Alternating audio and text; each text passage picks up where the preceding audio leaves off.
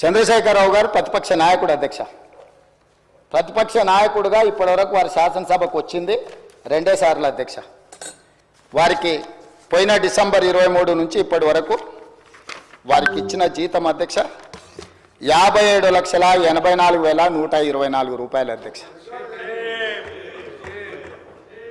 శాసనసభ్యుడిగా ప్రతిపక్ష నాయకుడిగా డిసెంబర్ 1, 2023 నుంచి ఫిబ్రవరి 28, 2025 వరకు ఈ దాదాపుగా 15 నెలలలో వాళ్ళు తీసుకున్న ప్రభుత్వం సొమ్ము జీత భత్యాలు శాసనసభ్యులు కూడా ప్రభుత్వ ఉద్యోగ అధ్యక్ష తమకు తెలుసు కదా, సుప్రీంకోర్టు తీర్పు ఇచ్చింది.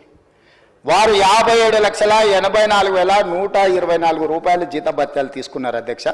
2 సార్లు ఇక్కడికి వచ్చింది, ఇప్పటి వరకు ఎక్కడికి వెళ్ళలేదు అధ్యక్ష. చంద్రశేఖరరావు గారు ప్రతిపక్ష నాయకుడు అధ్యక్ష.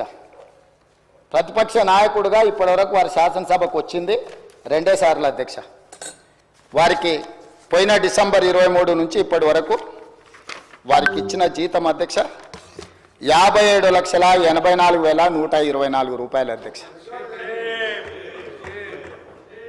శాసనసభ్యుడిగా ప్రతిపక్ష నాయకుడిగా డిసెంబర్ 1, 2023 నుంచి ఫిబ్రవరి 28, 2025 వరకు ఈ దాదాపుగా 15 నెలలలో వాళ్ళు తీసుకున్న ప్రభుత్వం సొమ్ము జీత భత్యాలు శాసనసభ్యులు కూడా ప్రభుత్వ ఉద్యోగ అధ్యక్ష తమకు తెలుసు కదా, సుప్రీంకోర్టు తీర్పు ఇచ్చింది. వారు 57,84,124 రూపాయలు జీత భత్యాలు తీసుకున్నారు అధ్యక్ష. 2 సార్లు ఇక్కడికి వచ్చింది, ఇప్పటి వరకు ఎక్కడికి వెళ్ళలేదు అధ్యక్ష.